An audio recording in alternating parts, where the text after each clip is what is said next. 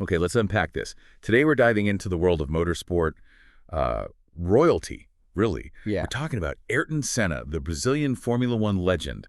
We're going to try and get to the bottom of what made him so incredible.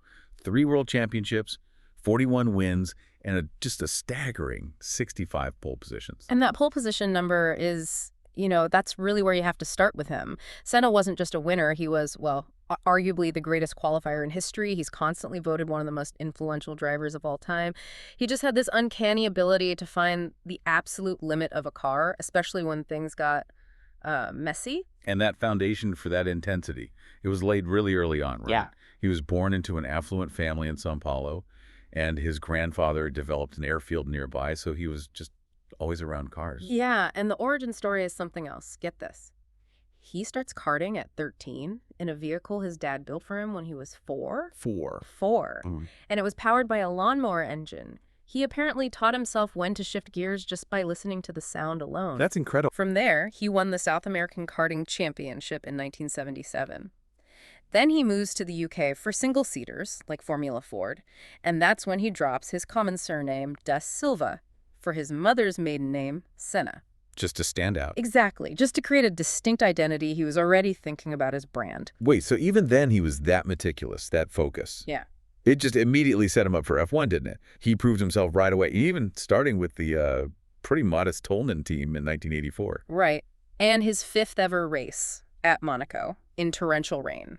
Of course, in the rain. He earns his first podium. That race basically established his reputation as the Rainmaster. He didn't just survive the rain, he used it. He saw it as an opportunity. He said, when it rains, if you feel you dominate the situation, then it is you who acts on the events instead of suffering them. That level of mastery, especially in those conditions, it must take incredible physical and mental control. How did he apply that to a full Grand Prix? I mean, 60-plus laps is a long time. Well, that's the thing. He realized pretty quickly that F1 fitness was a whole different world compared to the 30-minute junior races.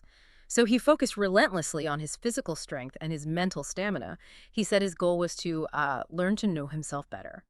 And that dedication paid off when he joined McLaren Honda in '88. Oh, absolutely. He won his first of 3 world titles that year. The Honda engineers were just blown away by him. They loved his technical feedback, his sharp dialogue. They saw him as embodying values like courage and sincerity. But that intensity, it also led to some pretty extreme moments. Definitely. His engineer even nicknamed him Magic. It was after this terrifying qualifying lap at Monaco in 1988. Senna himself described it by saying, I realized that I had exceeded my state of consciousness. Wow. And of course, this famous rivalry with Alain Prost pushed him even further. It wasn't just about winning, it was a huge learning experience for him. Senna realized that his own determination could be a flaw. He admitted that sometimes you have to know how to give up to change direction. But he rarely gave up. And his final fight wasn't really against a rival, was it? It was against the car itself. That's a good way to put it.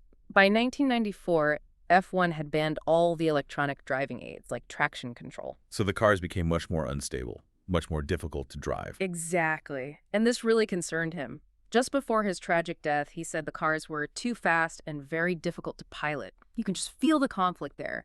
His commitment to racing was clashing with his own survival instinct. The F1 doctor, Professor Sid Watkins, recalled Senna telling him he felt trapped. He said he couldn't just quit. His words were, Sid, there are certain things over which we have no control. I cannot quit. I have to go on. And that's his legacy, really. That continuous fight to find the limit. His whole career shows that mastery requires total commitment. He was even willing to drive for Williams for free. But it also shows that that same determination can blind you to when you need to compromise. So what does this all mean for you listening? Senna achieved this godlike status by piloting beyond his state of consciousness. But that same relentless pursuit led him to feel like he had no control over his own path at the end. So what's the real cost of dedicating yourself so completely to one thing that the option to stop just vanishes? That's something worth mulling over.